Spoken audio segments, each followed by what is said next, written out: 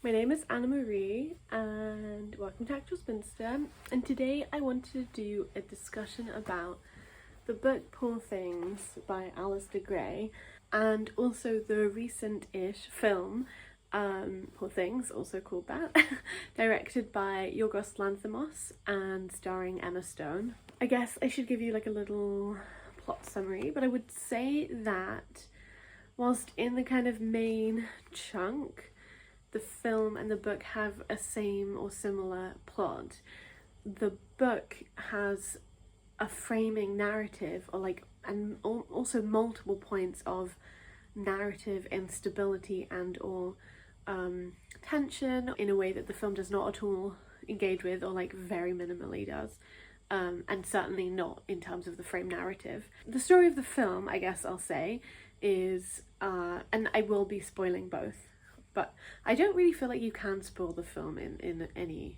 particularly meaningful way, but maybe that's me.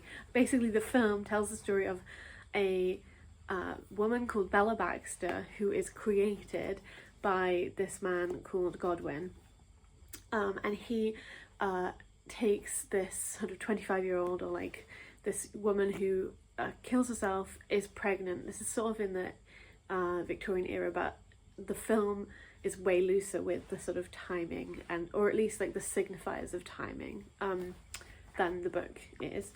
And so yeah, it's a Frankenstein retelling, reimagining. And so yeah, the scientist Godwin, he takes the unborn baby's brain, puts it into the 25-year-old woman's body and reanimates her, and then she has this, adult body with this baby brain, and then it's about like her development as a person, as a woman.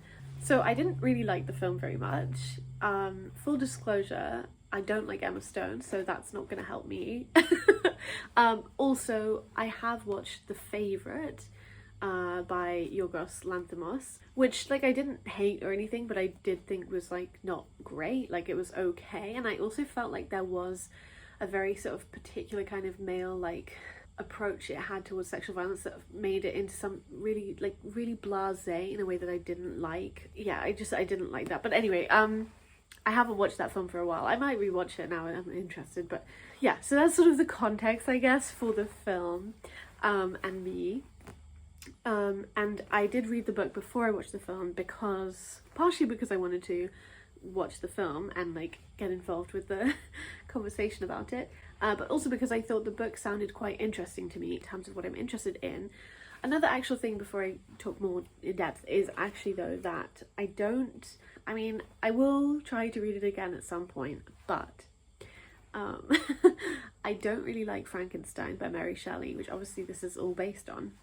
I read the book quite a few years ago and I just really did not enjoy the book at all, even though I'm a Mary Shelley fan in other ways, So that's, yeah, the other sort of part of it. I feel like I'm not going to talk that much about Frankenstein in comparison with this because, yeah, it's not very fresh in my mind. Actually, I will say one more thing before I begin, which is that Poor Things is written by a man, Alistair Gray, and the film Poor Things is directed by a man. I believe the script is written by a man. I do feel like the film, in choosing to tell the story the way it does, misses a large point that this book is kind of making or thinking about, at least. I feel like by saying this, I'm just kind of saying this is all gonna fail, but to some degree I think that's true, but I also think sometimes it can be very like productive to fail and interesting and generative in thinking about just like how widespread patriarchy is, I guess, but also like the male gaze, and so I do feel like male directors generally, I just do not think that they are very good at ever producing particularly interesting or feminist stories.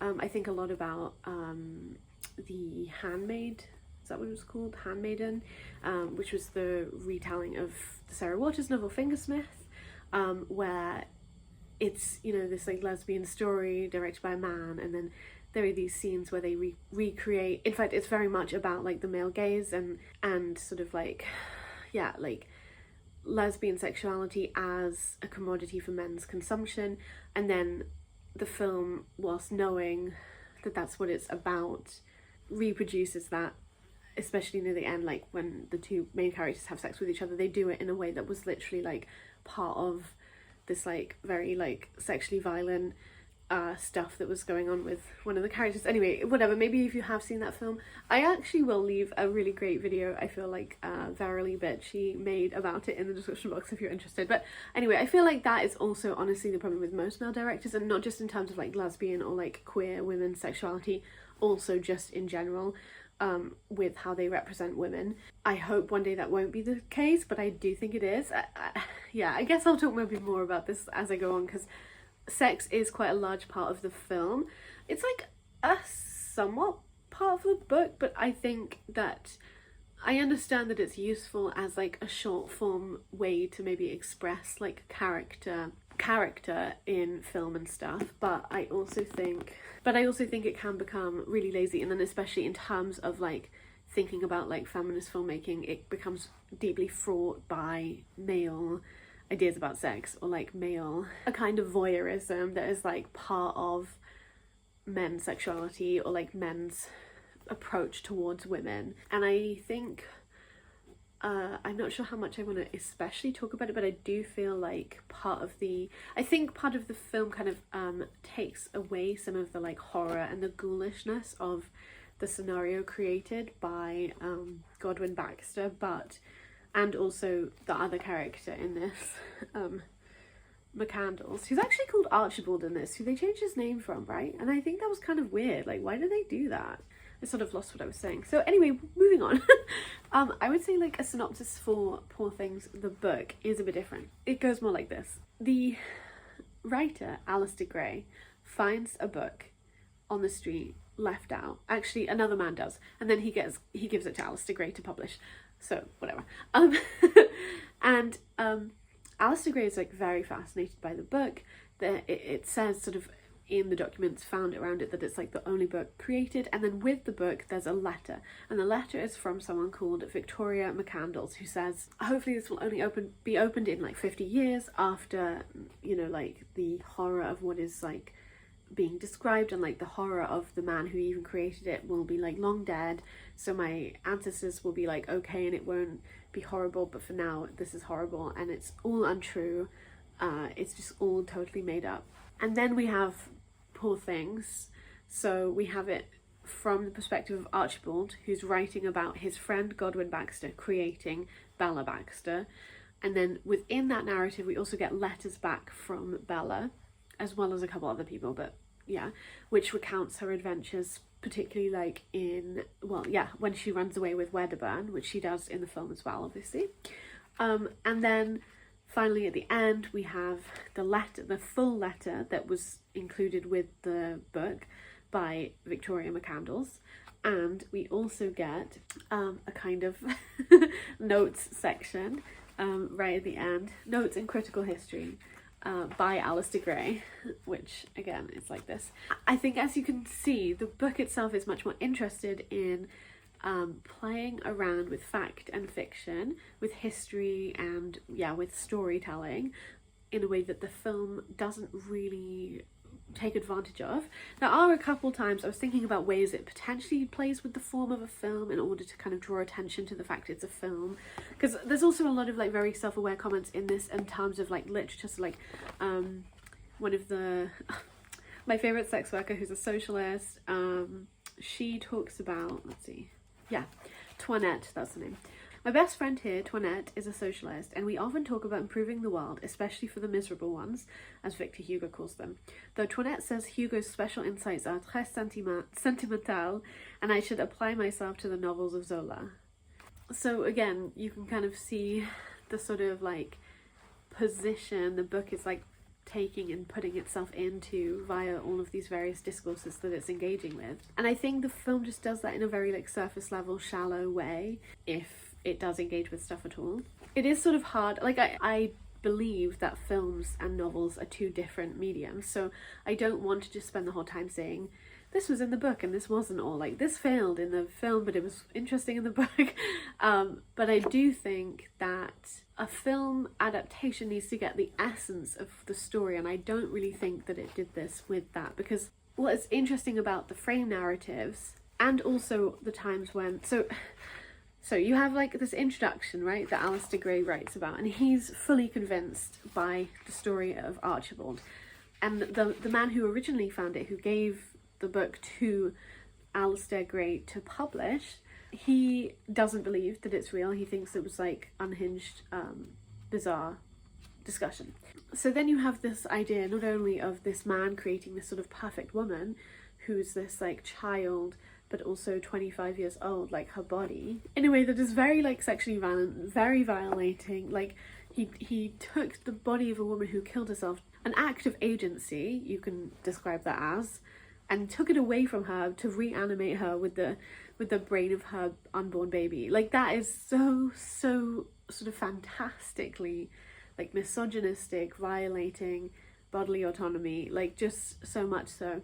But I also think it's really interesting because Godwin actually is a very interesting kind of character, because he does this incredible act of like violation, but he's also very interested in and even facilitates a lot of kind of like free will, and obviously it's all mediated, but yeah, it's anyway. So I think that's something that the film like doesn't try to even do. Like the relationship between Bella and Godwin, I think, is just very sort of like boring, and I do feel like the film, especially in terms of how it thought about parenting and parenthood, just went the really boring route instead of in any kind of interesting way. So of course I was thinking about this because I am a family abolitionist. But the first 3 chapters of the Archibald book are called Making Me, where he talks about like him becoming a human, I guess. Sort of just like his background. The second one is called Making Godwin Baxter, which is kind of about how Godwin Baxter came to be. There are also like drawings in this book. So yeah, to some degree it's not totally about that because there's like some mystery about how Godwin Baxter came to be. And then the 5th chapter is called Making Bella Baxter. And I think that's kind of interesting, right? Because it suggests that there's a continuity between how people are reproduced like biologically and how people are made scientifically in a laboratory by you know, reanimating someone's dead body. But there is like this kinship between those kinds of makings, because we're all made similarly to some degree, because we're made by the world that creates us, not necessarily just by not just from the forms that produce us, or the people or beings, or like biological instances that do so. Which I thought was really interesting, and like a really interesting way to kind of like denaturalize like biological, like, I don't know, birth, I guess, or like pregnancy. Anyway, but I got a bit distracted there. I hope I can edit this into some shape. You'll have to bear with me, this is just like discussing it. So definitely let me know your thoughts about this and like what I'm saying about it and stuff. Like, I just feel like, yeah, I mean, maybe if it was like a different actor I would feel differently, but I really just didn't enjoy it very much. I think it's like quite visually beautiful, but I also sort of resent that, because I feel like so much attention was paid on what it looks like as opposed to what it's doing, which again is like against this whole idea of the book. Like, this book is so interesting because it's playing around with what it looks like and what it actually is, and whether you can even trust any of that. I spent quite a lot of the film hoping that there would be at the end some kind of interesting nod to what happens at the end of the book, right? Because at the end of the book we get this. Oh, this is a very cool piece of art, but anyway. This is a letter from Victoria McCandless, MD, to her eldest surviving descendant in 1974, correcting what she claims are errors in episodes from the early life of a Scottish public health officer by her late husband, Archibald McCandless, MD, born 1857, died 1911. And she goes through and she tells her life story according to her, Victoria, and she talks about her relationship with Godwin. She also talks about being sort of in love with Godwin, and she talks about the ineffectualness of Archibald. She writes about the instance where her husband, Alfie whatever Blessington, was shot in the foot, and he says, the bullet had luckily gone through into the carpet, puncturing the integument between the ulna and radius of the 2nd and 3rd metacarpals, without even chipping a bone. And then this is what Victoria McCandless says about that. The capitalised words might just convince someone who knows nothing of anatomy, but they are blethers, havers, claptrap, gibberish, gobbledygook, and since Archie cannot have forgotten his medical training to that extent, he must have known it. He could easily have said puncturing the tendon of the oblique head of abductor hallucis between the great and index proximal phalanges without chipping a bone, because that was what happened, but I have no time to go through every page separating fact from fiction. This book is so interesting and fun, and like it's playing around with so many things. Like, even just as I keep reading this letter, I'm like, oh, this is so fun. This is what she says also about the book. If you ignore what contradicts common sense and this letter, you will find that this book records some actual events during a dismal era. As I said before, to my nostrils, the book stinks of Victorianism. It is as sham Gothic as the Scott Monument, Glasgow University, St Pancras Station and the Houses of Parliament. I hate such structures. Their useless over-ornamentation was paid for out of needlessly high profits.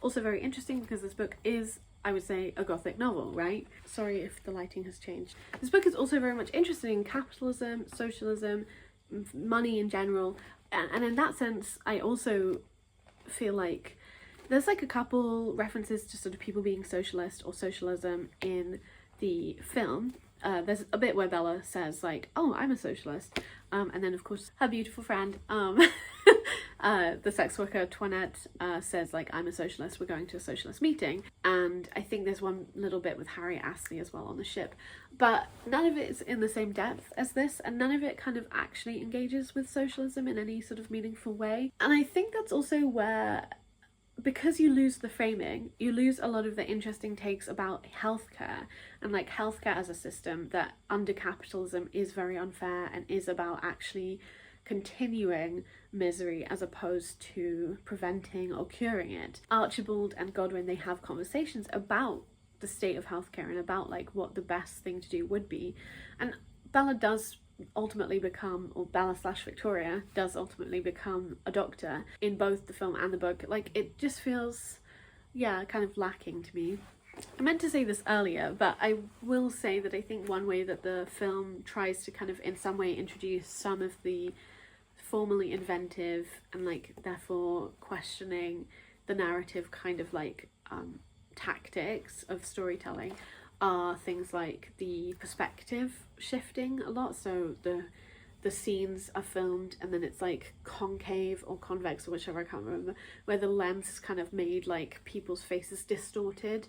And also at the beginning we start the film and it's in black and white, which to me felt also maybe like a reference to that like Frankenstein film, right, which is in black and white, right at the beginning with the like creation of Frankenstein's monster. I didn't find that especially convincing, and I didn't really like that it immediately went into colour when she runs away with Wedderburn. I think that was a silly place to do that. And I do think that the film often looks very unrealistic. Like, I don't think that they were trying for realism in lots of ways. Like, you know, when the ship is on the sea and stuff like that, it looks very fake, it looks very made up, which I suppose was on purpose and maybe was a way to hint at the fantastical and potentially made up nature of the story itself. It's not subtle in this book, and I feel like the film decided to be very unsubtle about most things, especially in terms of like its approach towards how women are treated in society. But in terms of the storytelling, it decided to be subtle about it, which I think is a shame, because that's a very interesting and fun part. And it's super fun when films become experimental about film creation and like film production. Like, I really love the film La Rouge et le Noir, where it's very experimental. It's very confusing, like it's fair enough that not everybody loves the film, but like they really play around with how film even is made, how it works, and like what you can do with film itself, like physically as well as like projecting. I did think the film does get to have the sense of fun. I just didn't think it was as fun as the book. Which is obviously just my opinion, like, you know. I guess one other aspect of the storytelling of the film hinting at the kind of like created nature of the story and of Bella Baxter herself was that I felt, especially when she's in Lisbon, I felt like she looked very doll-like within the sets. I felt like they did that on purpose. They presumably, I think they changed around with the dimensions of like the buildings and stuff, so she looked like a doll that could be moved around from like room to room like a child, or like pavement to pavement more likely. I did think that the film was funny at points, but I also felt like the jokes that it made were ultimately like the easy jokes. Now I can't think of any examples, but I just feel like the humour was sort of supposed to again be like kind of like a shallow take on what was going on. And like I did think it was very funny when she has sex for the first time as a sex worker, and the man like laughs for 3 thrusts and then he's done, and then she lies there like desperately trying not to laugh. Like I thought that was very funny, but I also felt like it started to take the whole kind of premise, or the whole sort of exploration of like sex work as a form of work, thinking about the labour of womanhood as well as part of that work, as part of sort of the idea of like growing into a woman and what that requires of you, and how you have to create yourself financially in order to have a stake in the world as a woman.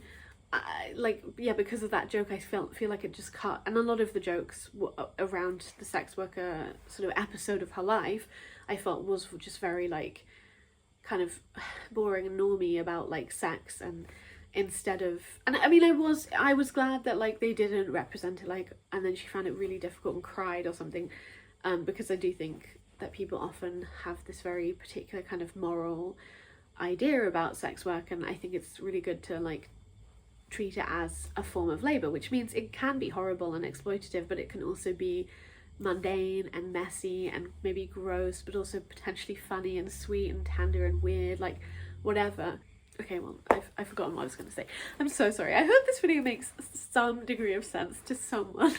Like, okay, I think like a major thing that I was really sad about with the film, and I think it also again like stopped it from being interesting about imperialism, is that the book is Scottish.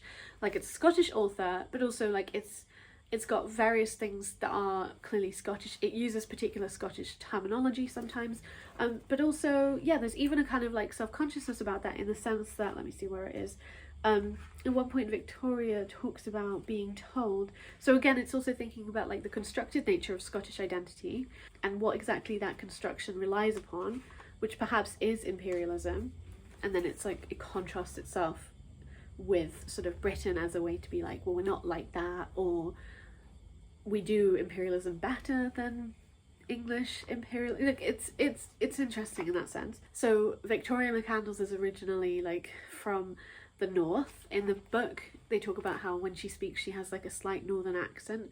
The way that they say that that's happened is because her vocal cords have like, because she's 25 rather than like a newborn baby, they've like settled into a particular formation that means that when she speaks she has a northern accent. But this is what she says about, like Victoria says about herself: my own mother had made me Mancunian. The friendship and conversation of Mrs. Dinwiddie, who is in Victoria's account the mother of Godwin Baxter, gave me the voice and manners of an unprejudiced, straightforward Scotswoman. Colleagues who knew nothing of my early years still amuse me sometimes by saying how Scottish I am, and Scottish is capitalised.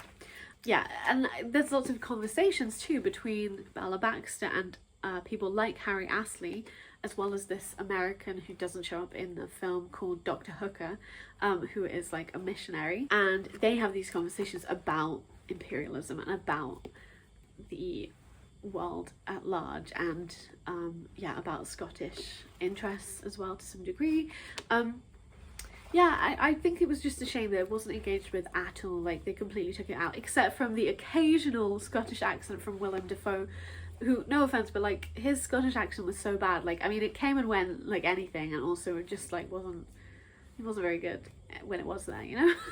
Actually I did want to talk a bit more about the sex workers and sex work in here, I guess. One thing that I really liked about this was that the like sex worker community and the camaraderie reminded me of some of like Angela Carter's kind of like representation of sex work and sex workers, especially in Nights at the Circus, where yeah, they're all these like radical like anarchist socialist sex workers, and they all like, they get it, and like they're so great. I love them so much. So yeah, I always enjoy that kind of thing. I think it's really nice.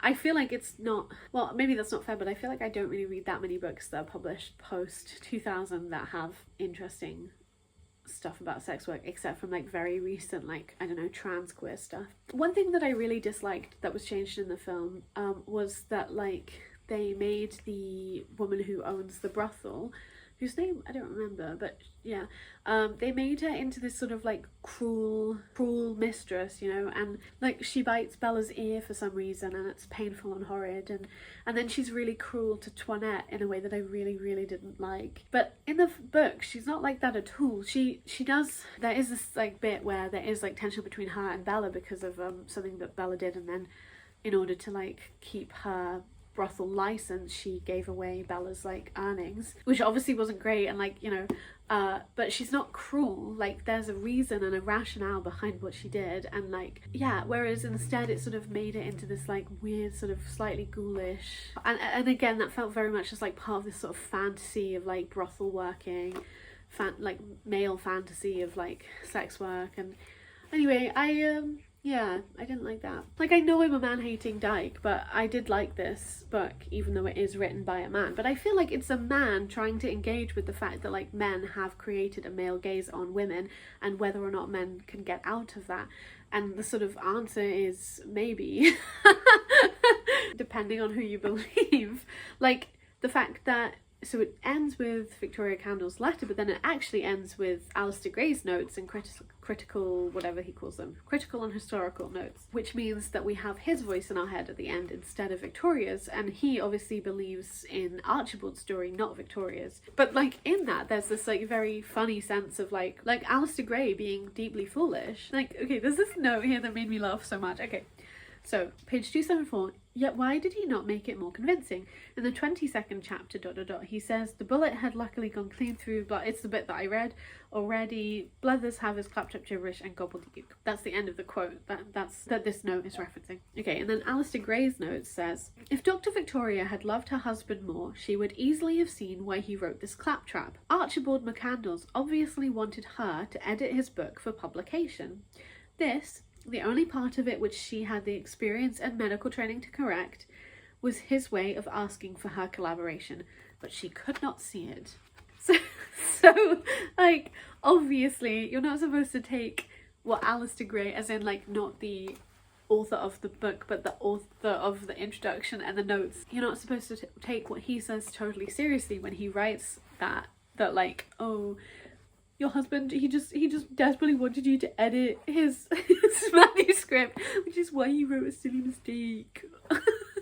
So, yeah.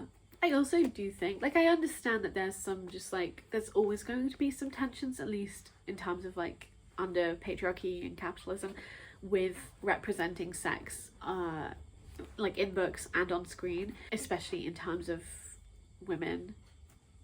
But I also think that if men, especially maybe male directors, like understood that sex is not about what it looks like. Sex is not made by the aesthetic of sex. Sex is made by how it feels. Like, I don't necessarily even mean in like a sensual way. I literally just mean like, what if you're so obsessed with sex that you think it's only what it looks like that matters or that makes something sex, then you're a fool who knows nothing about sexuality, like human sexuality. Like, it doesn't, and I do feel like if men were able to let go of a lot of that idea and instead focus on what it felt like to have sex as a major part of sex, they would create much better and interesting and more sort of like grounded, potentially feminist explorations of sex and sexuality than they seem able to create, in my opinion. That's the whole of this video, obviously. I do feel like that it sort of makes sense as to why I would really enjoy something like this. I'm really interested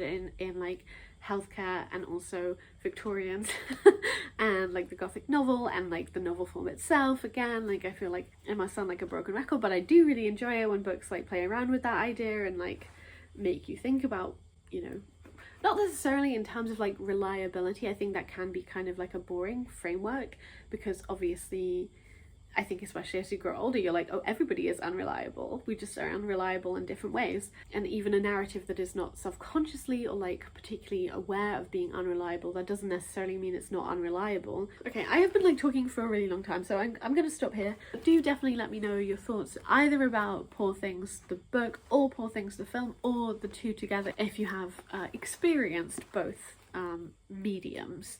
I'd definitely be interested if you've read any particularly good like criticism or like essays about either of these two, I'd be really interested. Let me know if you also thought about like Angela Carter and Alistair Gray as like in some way in the same kind of vein, because I think, yeah, I've only read this one book by Alistair Gray, but I am interested in trying out Lanark and seeing what that's like. But yeah, we'll see. Alright, I hope you're having a good day when you watch this, and I will talk to you when I next talk to you. Bye!